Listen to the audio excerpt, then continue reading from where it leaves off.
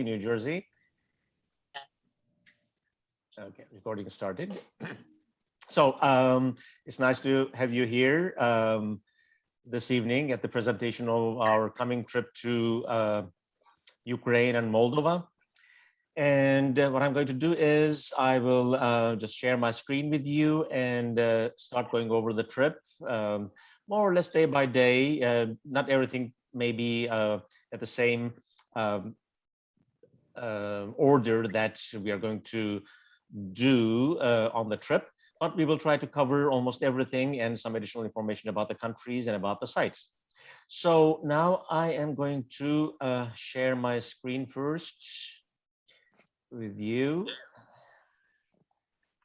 And I assume you can see yes. the beginning of my slides. Yes. Yes. And 1 second. And here it starts.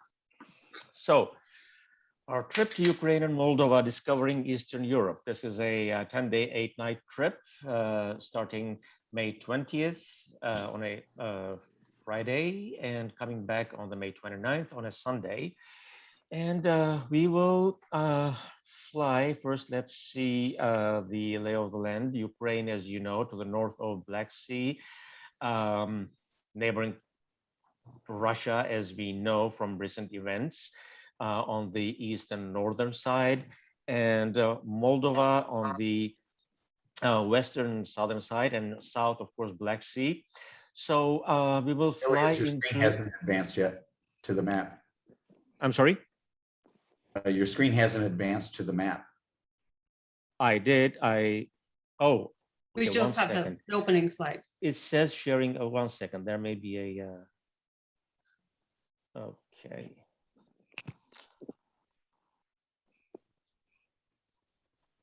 Hi, Monica. Hi, sorry about, I just realized I was late. So Yes, timing is good. We are just about to start presentations. All Okay, good. thanks. Okay.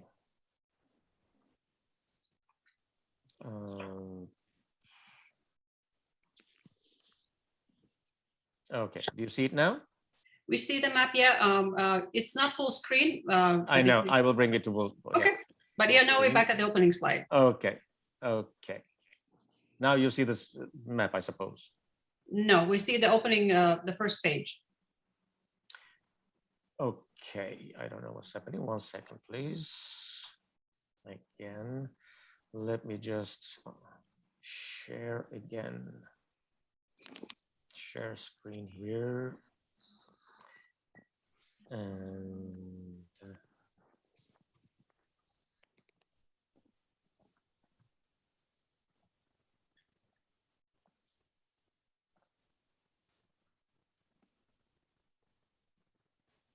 somehow, yeah.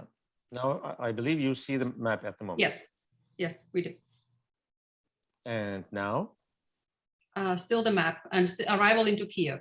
Okay, so you see the map. If you see Yeah. the map, then we can Yeah. continue. Yes, we will arrive into Kiev. Now, the flights, we haven't decided on the flights yet. There are two options, either on Lufthansa, United combination, or on Turkish Airlines.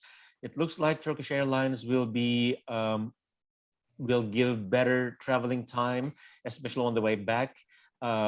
Normally going there is about 13 to 15 hours, and coming back on Turkish Airlines is still the same. But if we do it with Lufthansa, now coming back not from Kiev, but from the capital of Moldova, Chisinau, there's no direct flight on Lufthansa, whereas Turkish Airlines gives good connections. So it may be possible, and it may be better to use Turkish Airlines on that. Now we will arrive Kiev, and we will now Kiev. This is quite a big country. It's about 41.5 million people.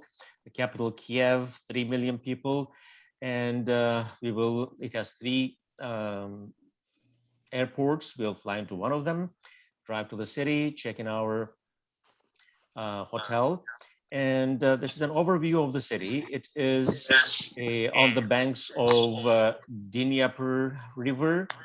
It is the capital as well as the industrial and economic center of the country.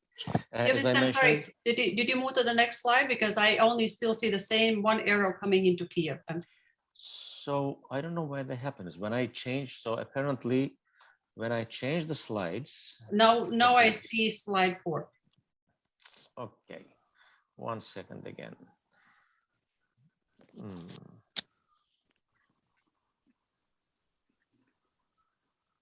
And this is not the first time. I mean, we've done this exercise before, so.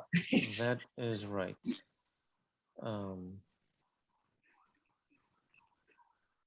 Let's see this. Okay. Okay, now let's try some other trick. Let's start from the beginning. And you see the initial page, don't you? Yes. Yes, and the map page now. Yes, we fly loading. to Kiev. Yes. And this is an overview of the city. Yeah, I think we're good. I think now it's working properly. So as I was saying, it is the industrial center, economic center of the country. We will be staying in the, close to most probably, the old town. Well, as we know, Ukraine was one of the Soviet Socialist republics, a part of the Soviet Union. And after Soviet Union disintegrated and Ukraine became an independent country, it emphasized more of its non-Soviet past, its national identity and its religious identity. So our days will spend 3 nights and 2 full days, actually 2.5 days in Kiev. We will cover locations that refer to these two identities, the national identity of the country and the religious identity of the country. The first day, on the first day, now this is another view of the city. As you see, the highlight, a St. Andrew's Church. On the left-hand side, again, we see the Dnieper River. And we will start with the Golden Gate. This is a kind of a reconstruction of an 11th century gate to the city. It was a big fortification at the time, 11th century, late medieval times for northern part of Black Sea region. And the Golden Gate was constructed as an imitation of the gates of the walls of Constantinople. Constantinople, as you know, the capital of the Byzantine Empire, today is Istanbul. There was always a close connection of the Orthodox Church being what it is with the spiritual center and the administrative center of the Orthodox Church that was located in Constantinople. So we will see a couple of other examples on this presentation, plus when we go there, this connection, the results of this connection in a short while. And this is the St. Michael Church and Cathedral. It is a functioning church plus a monastery, actually. Just we can identify, we will see a bunch of different cathedrals and churches. So this is the blue one with the golden domes, just when you see that. This one was also constructed during the Middle Ages, during the initial phase of the Kiev construction of the Kiev city, Kiev town. And this was reconstructed in 18th century. So we will just go to this historic region, see the Golden Gate and St. Michael's Golden Dome Cathedral, and the St. Sophia Cathedral. Now this has also golden domes, but we can identify it with the green domes, the characteristic quasi-onion domes of the Orthodox churches. Now, St. Sophia, this is also an 11th century church, and it was built as an imitation, let's say, of Hagia Sophia in Istanbul, which was constructed in 5th century AD. So by the time this church was constructed, Hagia Sophia was in existence for more than 500 years. And we need to remember that. This was still under the influence of the Byzantine Empire, so much so that when we see inside here, we will see the mosaics and frescoes that were influenced, actually kind of dictated by the Byzantine Empire, as the ideological supremacy of the Orthodox Church was with the Constantinopolis, with the Patriarch of Constantinopolis, and the Church Fathers, whatever they declared as the icons of the Church, whatever depiction of the Bible to be placed in which arch and in which dome, those were all dictated by Constantinople to the churches in the periphery. And Kiev at the time, 11th century, being the periphery church, it got the directions from Constantinopolis, from Hagia Sophia, and just as we go in, we can see the influence, we can see the Byzantine style all over. So this will be, in that sense, very interesting for those of you who have been to various Byzantine locations, be it in Istanbul or in Ravenna or in various other parts of the region.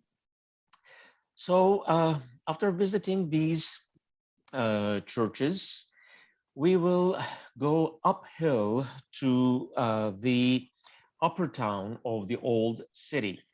This is called the St. Andrew descent. Now, St. Andrew's Church, we saw it at the very beginning, and that is also on the cover of our brochure, and we will see it in a short while. So this is the descent from the church, from the upper town down to the old lower part of the historic city. So this St. Andrew's descent, this connected the upper town, which had the St. Andrew's Square and the church, and downtown that has the commercial activity, that has the living quarters. So this main road was the main connection. Today, it is also interesting with the old buildings, mostly from 19th century, and right and left, souvenir shops and various restaurants and small boutiques. So we will cover this area. Of course, in order to descend, we first have to ascend. We will drive up there. Here comes St. Andrew's Church. Now we can identify this with the dark green domes with gold rims. It is beautiful. Looks like, they look like Fabergé eggs, kind of, from afar. It is really like, a Christmassy effect throughout the year. So this is uphill we are looking towards of the historic city, and downtown, that is the Podil area, and we will go up here first, and then not to climb up, on foot, and then start our descent along the St. Andrew descent downtown to the Podil commercial historic area. This is again St. Andrew's Church from another perspective. So when we come down to Podil, actually going back to St. Andrew's Church, that was, I said, from 18th century. This was built by an Italian architect who brought the Baroque style to Russia at the time, the Russian Empire. So we will see that architectural influence all over, not only with the church, but also in other parts of the old town. So the Podil neighborhood, this was the birthplace of the city's commerce and industry. And this was the center of the city until 19th century. So this is the kind of the bottom part of this St. Andrew's descent. And city administrative buildings were here. University, one of the oldest universities in Europe, still is here in this area, and we will just walk by that. The port and the shipyards, they were all in this area. Now, of course, all cleaned up and kind of renovated, and it is the historic as well as the upscale residential neighborhood, one of the upscale residential neighborhoods of the city. Now, our first day, we will cover this historic area, the spiritual heritage sites, and we will see a bunch of more of them in the coming days in the other locations that we are going to visit.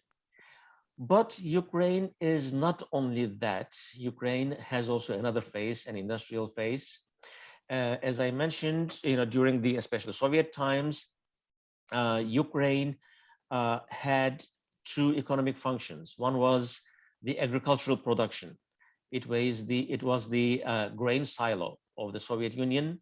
So the wheat production that was very, very important for Soviet Union in the first place, plus the industrial infrastructure. So during the Soviet times, they invested a lot for chemical and machinery production. So that tradition continued.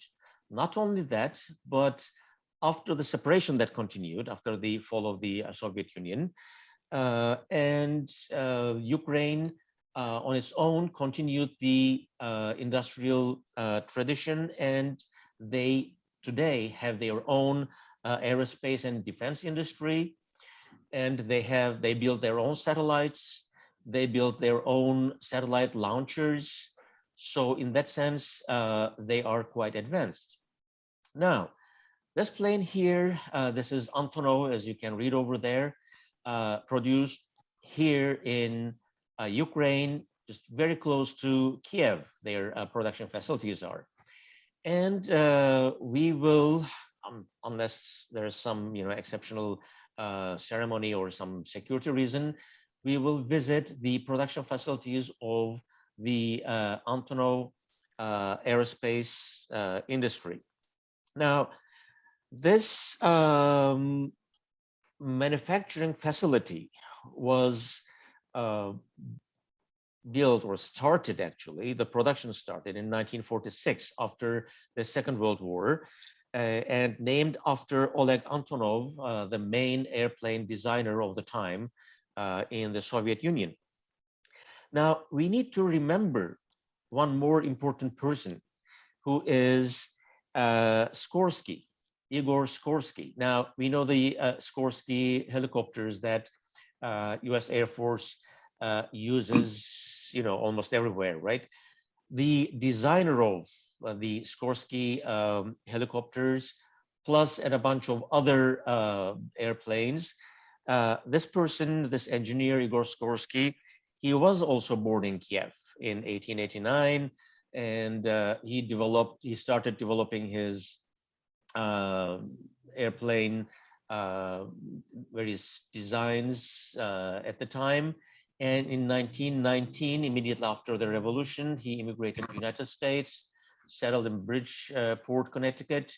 And if you ever drive that way, you will see the Skorsky facilities along Route 5 in Connecticut.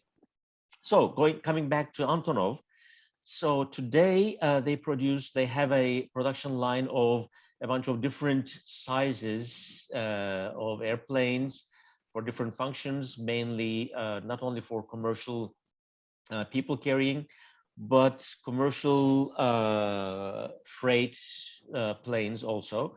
So we will have an opportunity to visit the facilities, and we will see firsthand the production plus various designs that they produce in this facility.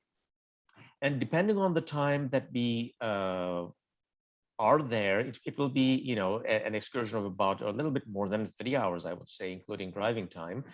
And they also have, dining facilities. So if we do it in the morning, we'll have lunch there. Or if we do it in the afternoon, then we may have a dinner there. That's also one of the options.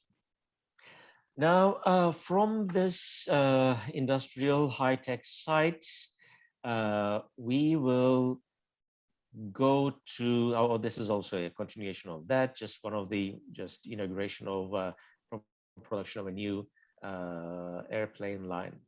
We will continue with a museum that is interesting in a micro level. This is Kiev Micro Miniature Museum. This has the art that displays, the museum displays, the art of Nikolai Siadristy, a Ukrainian artist who designed these artworks, these micro artworks that we will be able to see using microscopes and various as you see, magnifying glasses. So it'll be a very interesting experience. This is just the main hall of the museum. It's not a very big museum, but it is interesting actually to see the work of this artist. And on our next day in Kiev, just we will start with a visit to the Statue of Motherland. Now we see the Statue of the Motherland here. This is a symbol of Ukraine. Now, this is interesting that in a bunch of former Soviet Union Soviets, now independent countries, they all have this tradition of motherland and just honoring the motherland with huge statues. If you have been to Yerevan, for example, Armenia, just there is one over there, and there are a bunch of others in other former Soviet Unions, former Soviet Union countries. So we will visit this statue, and then we will visit another important location in Kiev, which is also in the UNESCO World Heritage list, Kiev-Pechersk Laura. This is Monastery of the Caves, that is called. It was constructed, or the construction started, I should say, in 1011. And when I say construction started, it wasn't the construction of these buildings that we see here. The initial monastery was in the caves. That is why it's called in the monastery of the caves. And locally, they were also called the catacombs. But when we say catacombs, we'll just see a bunch of other catacombs, or the word is used by, in different meanings in Odessa, for example, and in Moldova. Later we'll see. Those were basically carved into the ground, the monastery and the initial rooms, and then all these structures, monastery buildings and the church, the cathedral, they were all built gradually on top of those cave churches and cave monasteries. And then we will visit another museum. This is one of the main museums in Ukraine, actually, Ukrainian Treasures Museum. It's not a big museum, but it houses the important artifacts that were excavated in various archaeological locations around Ukraine. Especially the most important ones being, this is the main hall, and we see some of the artifacts from various other churches and monasteries around Ukraine. But the most important collection is the collection of the gold of the Scythians.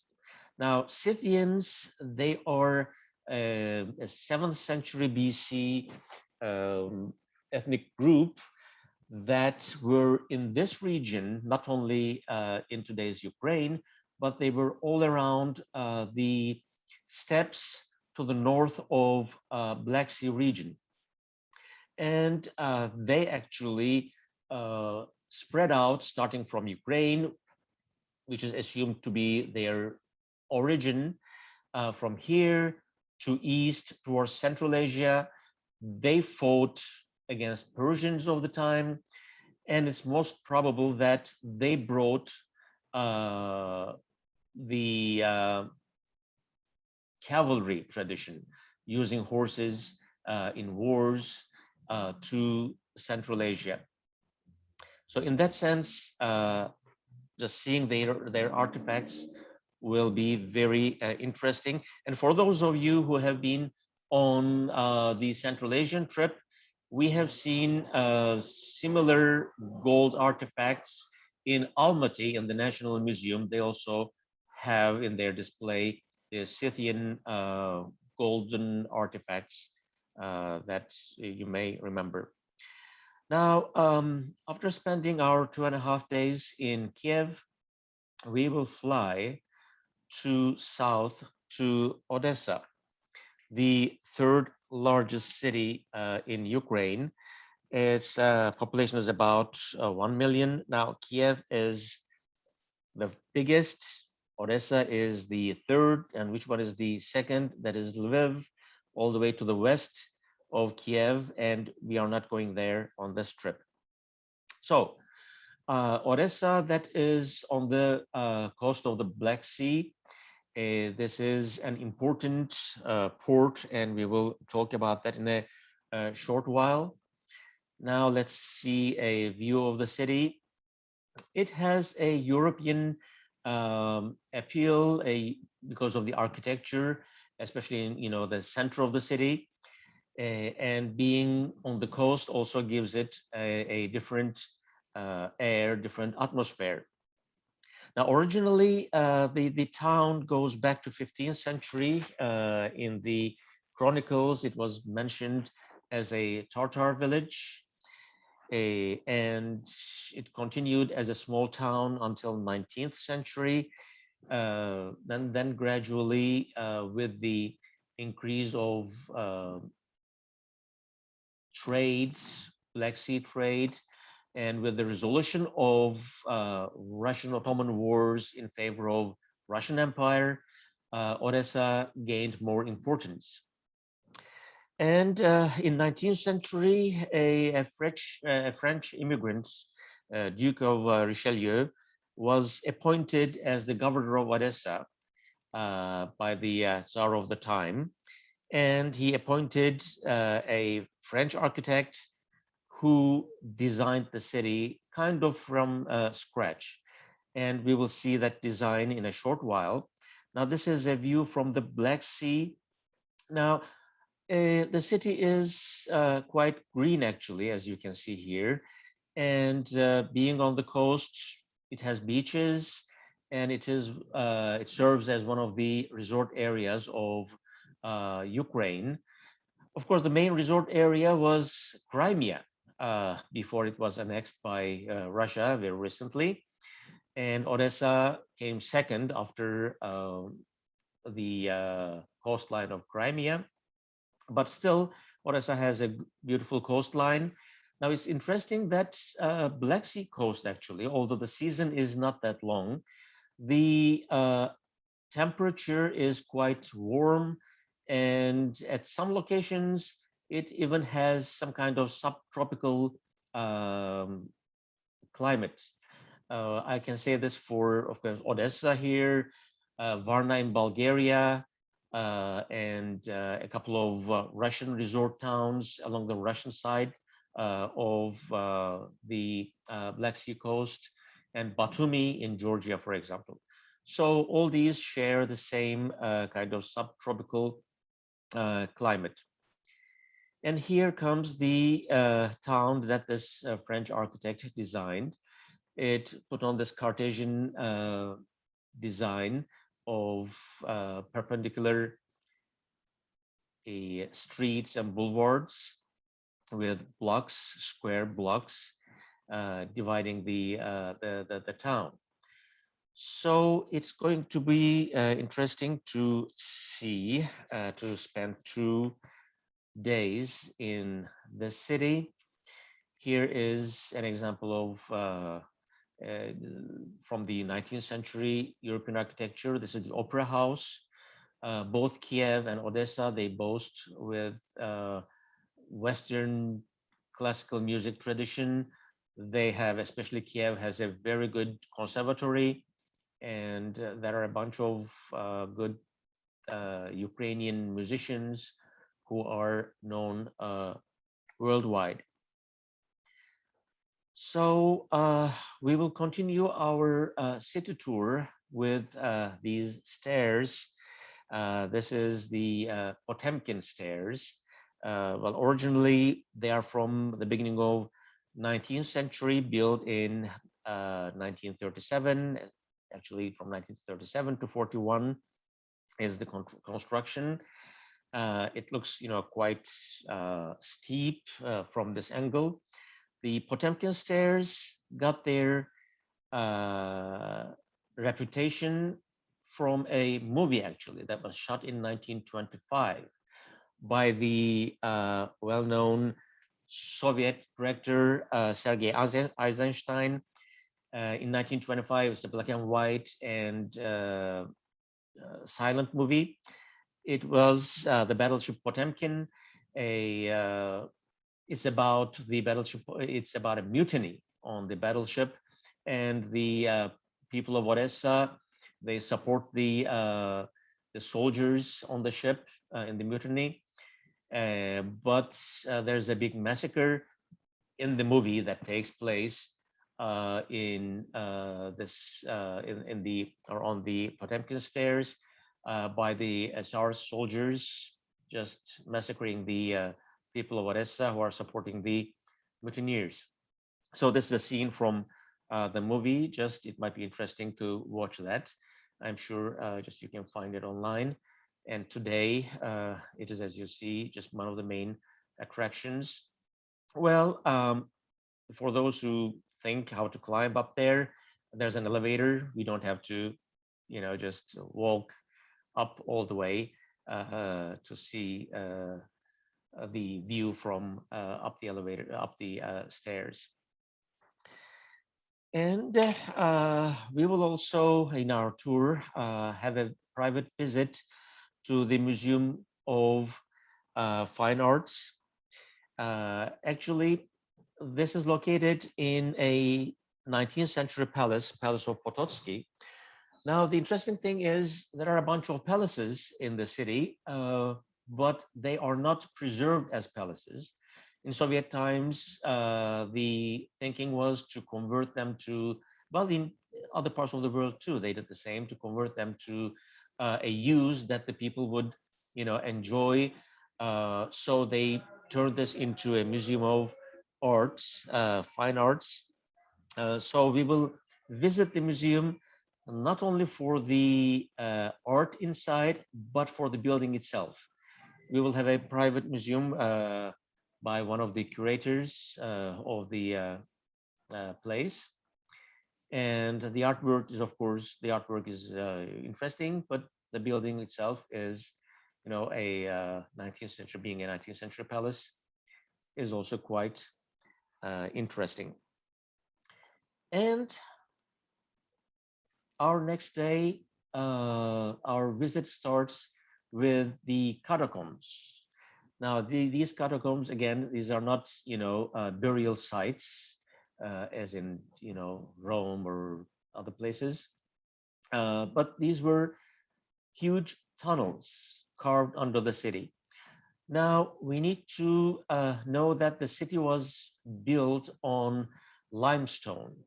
And in hundreds of years, people of the city, they carved these tunnels to quarry the limestone, and they used the limestone to construct the buildings above ground. And the tunnels stayed there, and they were used for various purposes. Now, one of the purposes was, now here we see a gas mask. So, well, after the Second World War, it was one of the fallout shelters in the city. Well, fortunately, it wasn't used for that function. But during the Second World War, it was used by the partisans fighting against Germans. So it was their hideout because the tunnels were huge and it was not known in detail by the Germans at the time. So we will have an opportunity to see these tunnels and hear the stories of the Second World War and the Cold War at the same time. And here we'll also have an opportunity to visit the Odessa seaport. As I mentioned, this is one of the main ports on the Black Sea coast, and it is now the biggest port of Ukraine. It has an annual capacity of 40 million tons, and the main import-export activity of Ukraine takes place here. So we'll have an opportunity to visit the port and get information about their workings, loading, unloading capacity, how it works, new plans, what happened after the invasion of Crimea, whether, because before that, the biggest port was, of course, in Crimea. Now that it is under Russian control, there are plans to expand the port of Odessa. And we will end our day with, this is another scene from the port, but we will end our day with another museum production facility that is a cognac museum, a brandy facility, Shustov Cognac Museum. Now, it is not a museum per se, but it is a 100% production facility of Ukrainian brandy. And the important thing is it has the right to be called cognac. As you know, cognac is a protected trade name that refers to the particular region in France, and only the brandy that is produced over there using their local grapes, they have the license to be called cognac. The rest, all the other brandies can be called brandy, except the brandy that is produced here. It's because in 1900 there was the Paris World Fair, and they got the gold medal over there. And at the time, still the time of the Russian Empire, and the Russian nobility had connections with the French nobility, and they had investments here. So they got the rights, or the license, I should say, to be called, to be designated as cognac at the time. So we'll have the opportunity to visit their cellars and also to taste their different lines of cognac of various ages. So that will be quite interesting. For those of you who have been to, again, Yerevan, for example, Armenia, they have their cognac again, which was famous and still famous, but was famous especially during Soviet times. And for those of you who remember, in Uzbekistan also, we visited the wine and brandy production over there. So those were the main production centers during Soviet times. So if you join this tour, you will complete the series. So from Odessa, we will drive and leave Ukraine, drive into Moldova. As you see, Moldova to the west-southwest of Ukraine, it has no coastline. It's land-bound by Ukraine on the northeast, and by Romania on the western and southern side. We will drive, but as we drive, we will drive through an interesting region. Now, if you can see my cursor here, I point to Tiraspol, that city, and you see the line here, the border line. There is this very thin area of Transnistria, a self-proclaimed independent country, independent autonomous, I should say, region.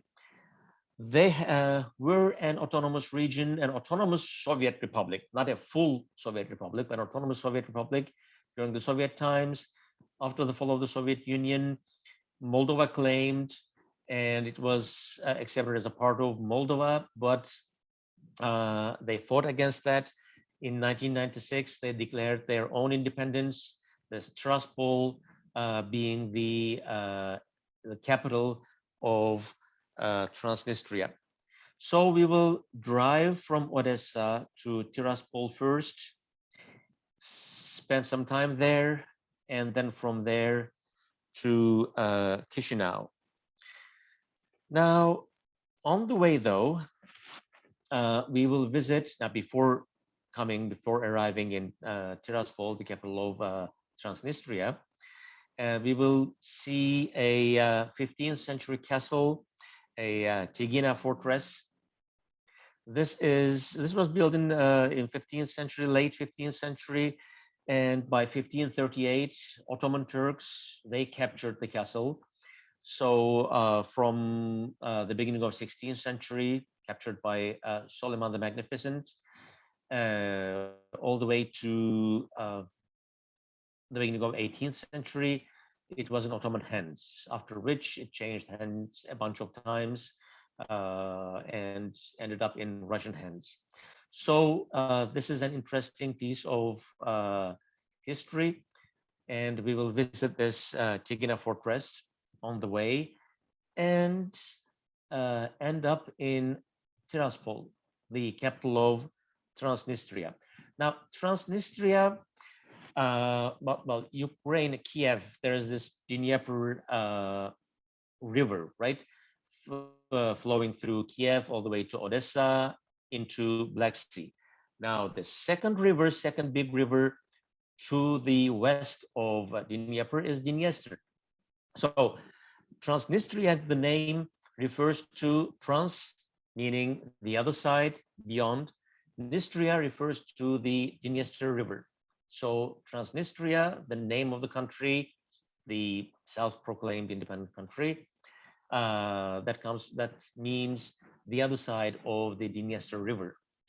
So we will visit the capital, Tiraspol. As you see, this is the entrance sign of the city, the capital. They still kind of retain their connection with the Soviet Union.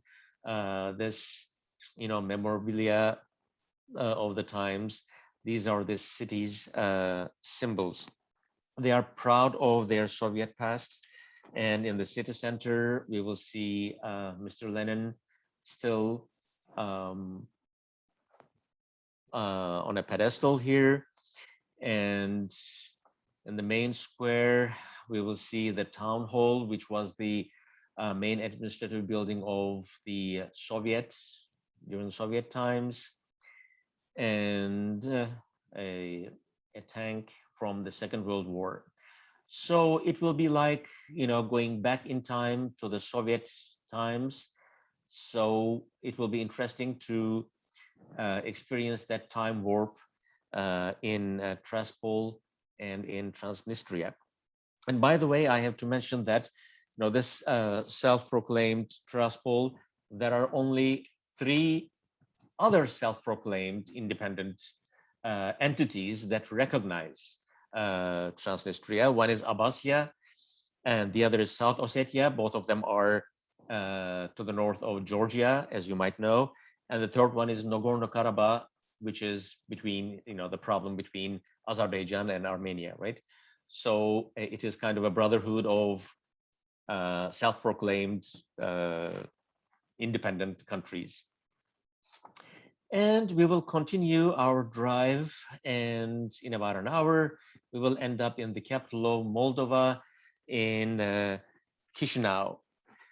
Now, as for pronunciation, I have to first remind that Moldovan ethnicity, that is, they are not Slavs, they are not Slavic people, they are more Latin, they are closer to Romanians than Russians or Ukrainians, for example. And the language is a Latin language, a Roman language, as Romanian is, for example.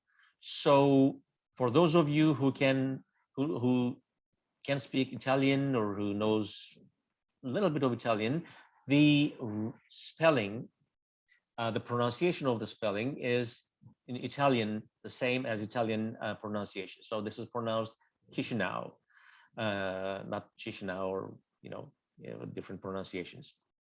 So the capital. Now Moldova, this is really a very small country, about 34,000 square kilometers. The population of the country is 2.6 million, and the capital is around 640 million people.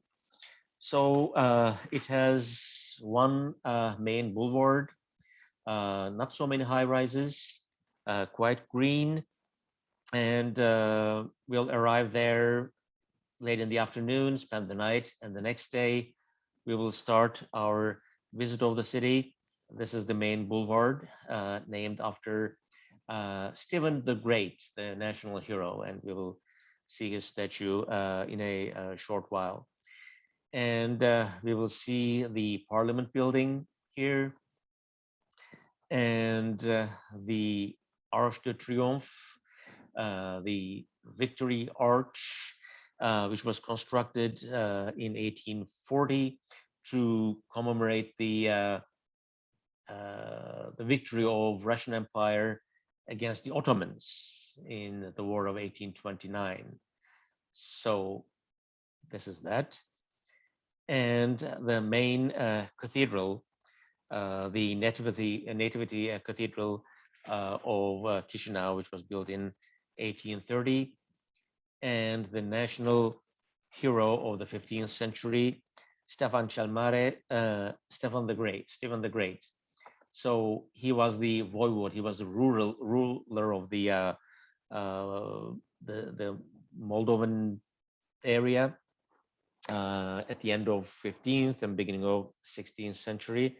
So he is the national hero, and you can see his statues and name almost everywhere.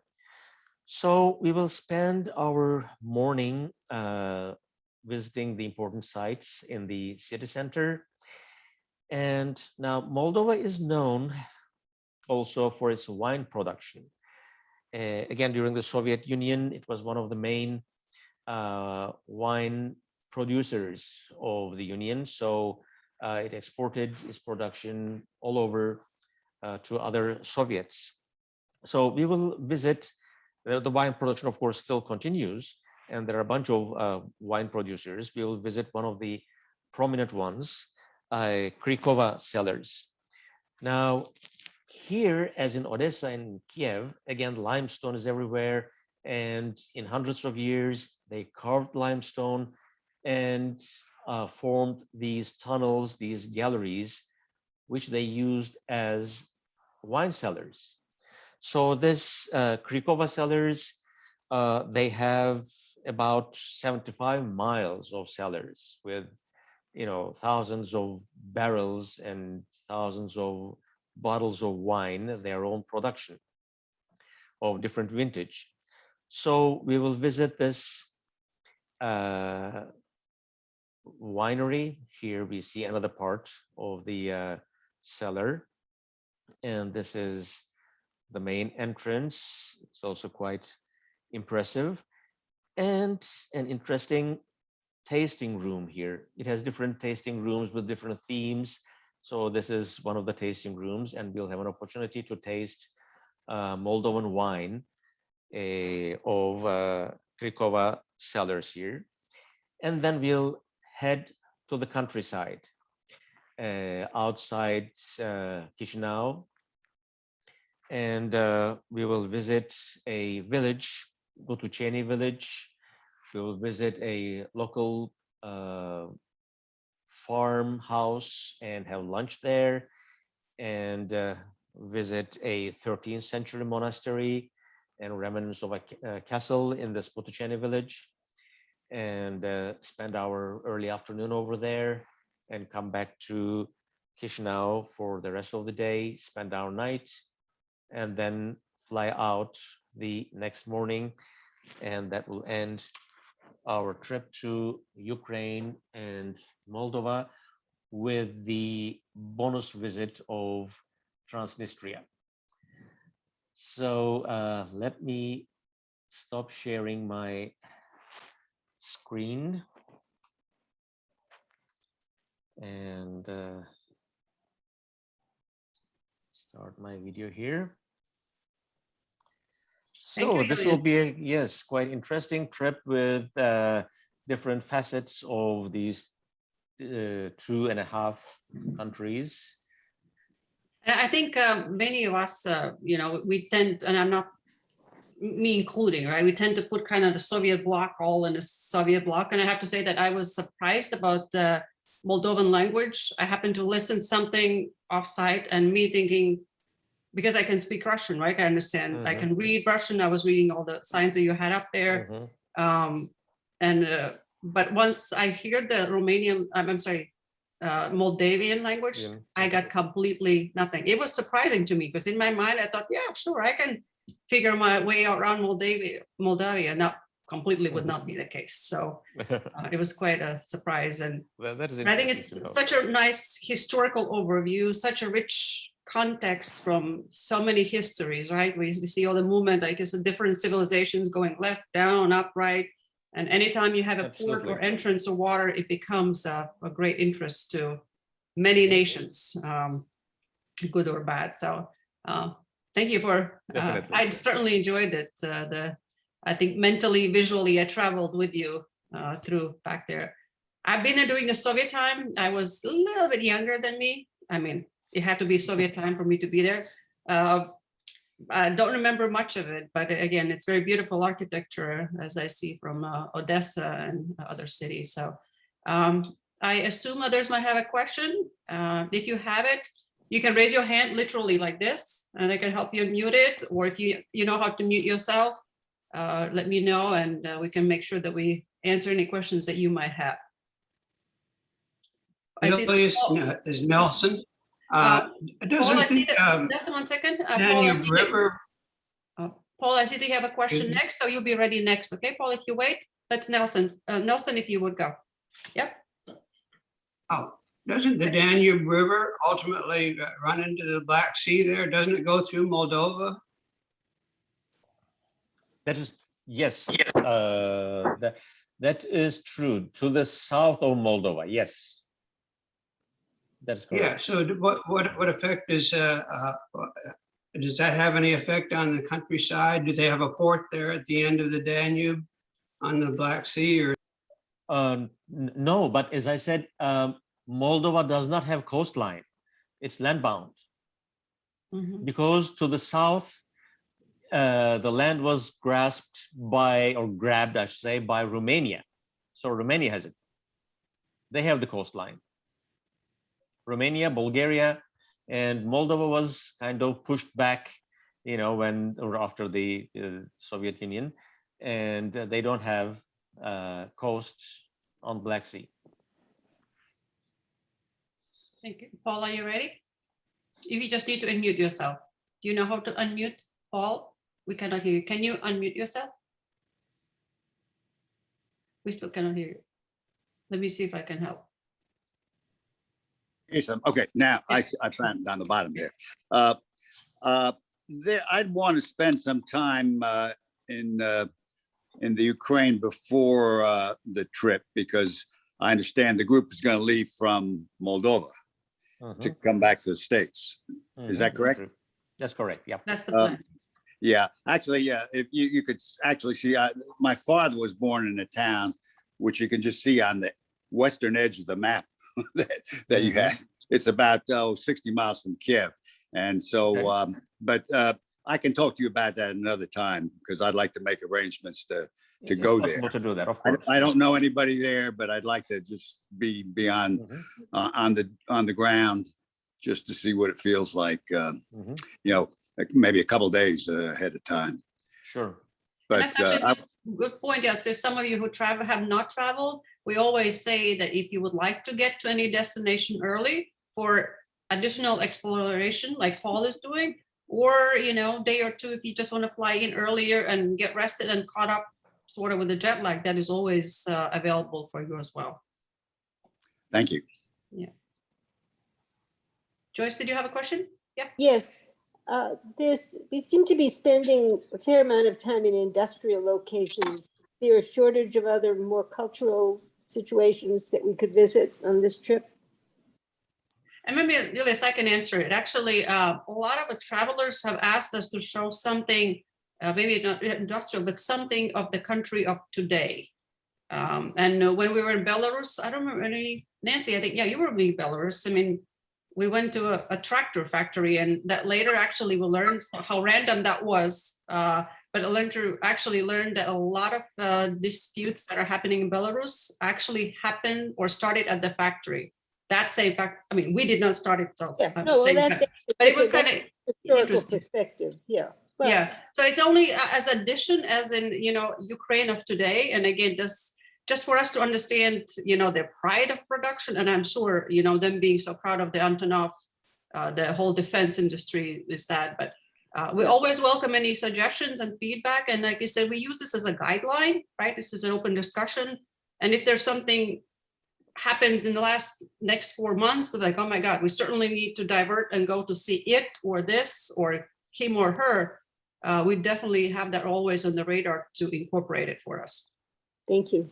Yeah. Also, in addition, I would like to just remind one more thing, which you can just pick up from there. This being a World Affairs Council trip, there are certain possible meetings that we haven't mentioned, and that will be incorporated into the itinerary. And Sandhya would be working on those. So there are also those, meetings with local administrators or politicians or And the various, US representation is always US very, very interesting. representation, exactly. So there will also be those interactions that we haven't mentioned here. So please also. And I bear did that in originally mind. also with Ilyas, how we went to Kaliningrad. Of course, my Mhm. interest is in Crimea. I mean, I even asked Ilyas, said, Ilyas, is there any way, shape, completely legal? Is there a way for us to incorporate? Because that would be such a high point of that discussion, right? You have the Ukraine, Moldova, and then you have Crimea, which Mhm. most of it. So Yeah. I don't know I know it's a very complicated and complex Yeah. border The issue. Complication, no, from Ukraine, it's not possible, of course. The only way to go there is through Moscow. So it's just a matter of, spending time. And the only way to go from Chisinau, we end up in Chisinau, right? Yeah. To Crimea is flying about 25 hours. Oh my God. From Chisinau to Moscow and change flights, and then Yeah. change flights to Sevastopol or down to Crimea. So that's the only complication. Other than that, it's possible. Totally.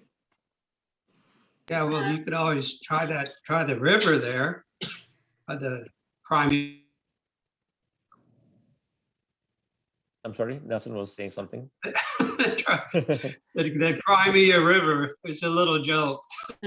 Crimea. Well, I'm sure you can swim, Nelson. Just you tried a couple of times. I know that Robert has a question. We'll go to Robert, and then Chu, I see that you have a question as well afterwards. So Robert, it's all yours. I was just curious, coming in late to this, no discussion about Chernobyl.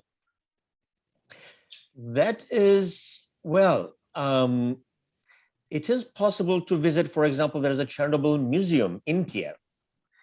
I personally did not want to include that. That is something that we, just know quite well, I suppose. And I wanted to emphasize the other aspects of the country that we are not aware that much. So of course it's possible. It's even possible to, have an excursion to Chernobyl, although that would require an extra day. But if, as Paul mentioned, you want to go one day early, for example, it's possible to visit Chernobyl, the town, and to visit the museum. Yes, would you do us a favor? Could you just look into that? What that would possibly mean? Is this something a day kind of you stay in Kiev and it's my bad, but like logistics of go see visiting Chernobyl or the museum? Chernobyl. Because Actually, Chernobyl. okay, yeah, museum is in Kiev.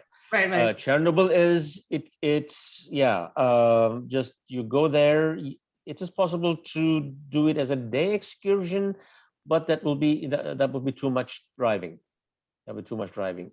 As far as staying is concerned, as you know, there is still radiation. Yes. Although, yeah. So I don't know. I mean, just if you think that is a concern, which Probably is. I mean, it's, you don't want to, you kind of want to limit that Yeah. access, yeah.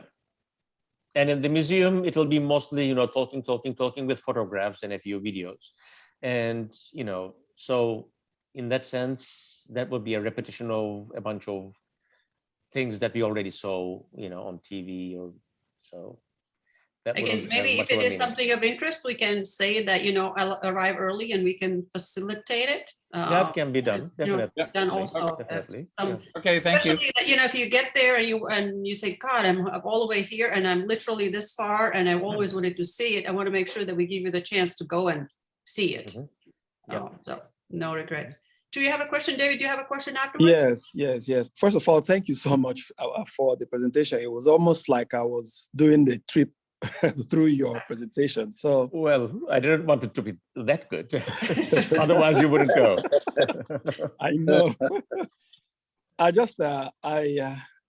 2015, I was in Florence, Italy. I had an art exhibition. And then after that, I went on a train trip from Florence all the way past Milan, past Switzerland, and then to Freiburg, Germany.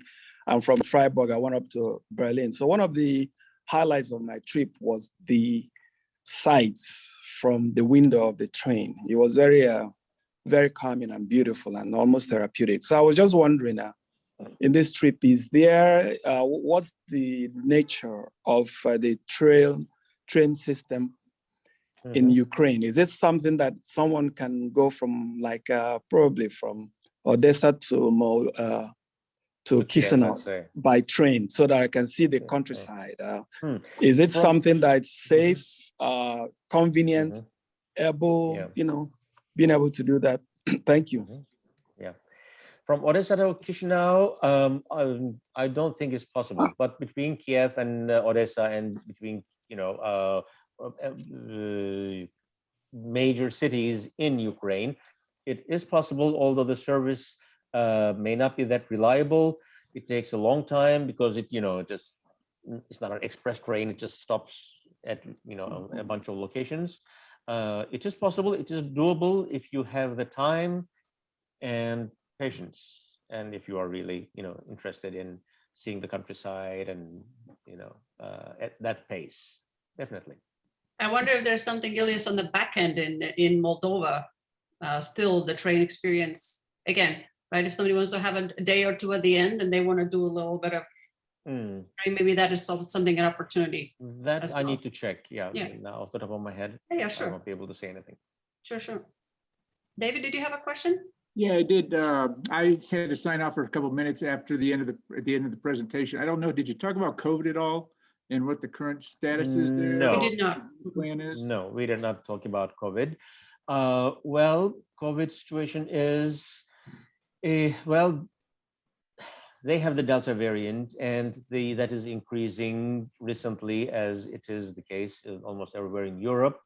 But they started vaccinating people. The rate of vaccination is not that high at the moment, but it is getting traction. And they already started admitting or opening up their borders to foreigners. So their requirement is either proof of negative test or proof of vaccination. So if we have vaccination, that is the best, of course. And they just, without any quarantine, they would admit. But in the towns, in the cities, in hotels, restaurants, they have the cleaning protocols and the distancing protocols in effect at the moment. Of course, we are planning this trip for May of next year, so there is still plenty of time. So if we pass this winter without much of a spike in COVID infections, then the expectation is by next spring, it will be much better than today. So that is all we can say at this point. Yeah, I recognize that your crystal ball is not great, like none of us. have. Well, nobody's is, I suppose. That is Right, difficult and we to keep having predict. wave after wave, so I guess we just have to, when is the latest sign up for this particular trip? Do you have any targets for that at this point? Well, as far as sign up is concerned, this is in May, so I would say, of course, I mean, the earlier you sign up, the better, because we have an understanding of how many people will be there. So we are going to hold the rooms and various other services accordingly.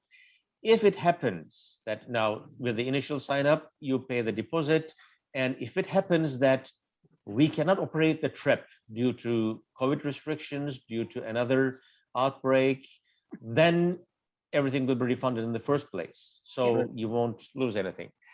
The only downside maybe, or warning maybe, with the flights.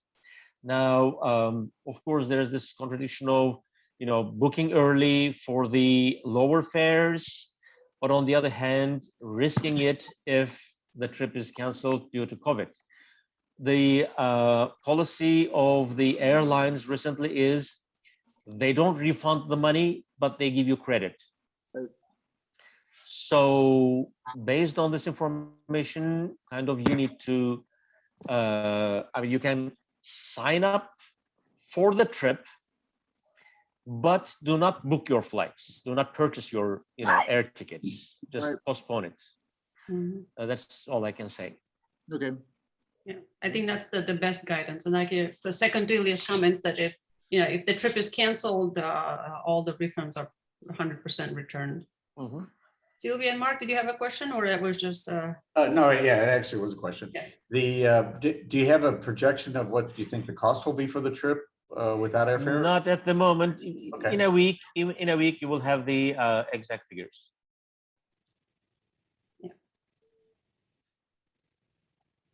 Anybody else?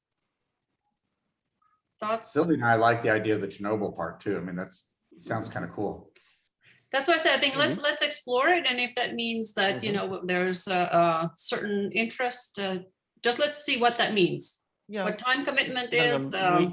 We can offer it as a pre-trip, kind of. Those who want can go 1 day early, 2 days early. Yeah. Certainly. When do you anticipate pricing to come out associated with this particular trip? In about a week. In about a week.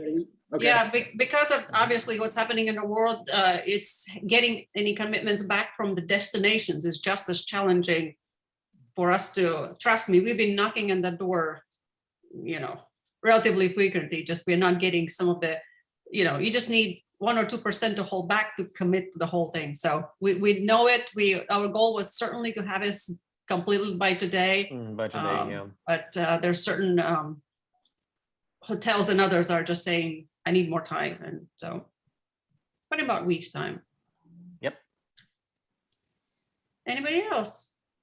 Oh, it was always such a well done presentation. I like the scenery, the water, the architecture, and I think all the senses from the flavors, the aromas, the brandy to, everything else. The that comes with wine. it. Yeah. The wine and what kind of cuisine can one expect when they're in Ukraine and Moldova? Well, Moldova is more vegetable oriented. Ukraine more like more like Russian cuisine, I would say. Dumplings and borscht and stews Potatoes. with cream and potatoes and cabbage. Yes. So with different, just you don't have dumplings this size, but you have dumplings this size, kind of, Yeah. So that is the variation. But it is very similar to Russian cuisine, I would say. Yeah. And as you With mentioned, some European influence, of course, yeah. especially French influence. During Soviet time, Ukraine was the bread provider, basket for the. But I remember always having all of the preserved goods of cherries and any kind of candy that always came from Moldova. Again, taking back in Soviet time, but for me, that every time I see anything in Moldova, that was the treasure, because for us buying, we could not buy canned goods. Like if I want to go to the grocery store and buy canned cherries, that just wasn't available. It just wasn't there. So, but when we had them, they always came from Moldova. So I have very fond memories of childhood, just opening a jar of any kind of cherries or canned fruit. They always came from Moldova. So good memories there too. Yes. Oh, Elias. Will there be an opportunity to swim in the Black Sea and or the Danube River? We will push you in. In Odessa. Odessa is I'm- Black I'm Sea, for it. exactly. In I'm for it. Odessa, I mean, it'll be May. For Black Sea, May is still kind of chilly, but still, I know that just Judith is in South Korea in Busan, right? Early in the morning. Oh, that was So, right. So, so I'm sure just early in the morning it can be arranged. But again, I will warn you, it's going to be chilly. Black Sea. Monica, in did you May. say something too? No, I would love to do that. I Okay, love cold then. water. Okay, then. I'm in. Okay, done. Great. Anybody else? All good? I think I'm all good on my side too. Again, thank you so much for your interest. Again, thank you, Elias, for hosting us. Thank you for giving this nice escape on a hot day. Took us to a bit of cooler climate as well. I greatly enjoyed it. We'll be in touch, and when I say we, it's most likely going to be Janae. Follow up with all of you when we have the pricing, the application, any other updates that Elias will communicate with us about visiting Chernobyl and Chernobyl, any yep. other possibilities, or Chewy, if we have a interest on trains somewhere along the way too. But yeah, keep your eyes open. If you hear something interesting coming up or new, let us know, because it's one set of eyes, two set of eyes versus few more sets of eyes. So keep us posted. I think with that, I'm going to say thank Excellent. you. I'm going to wish everybody a wonderful evening. Again, thank you for your continued support of what we do, our mission and education, and being the so loyal travelers and explorers with us. Thank you. Thanks a lot. Thank you, everybody. Have a Yeah. good Thank you. Bye. Thank you so Thank much. you. Yeah. Bye. Bye. Bye. Bye.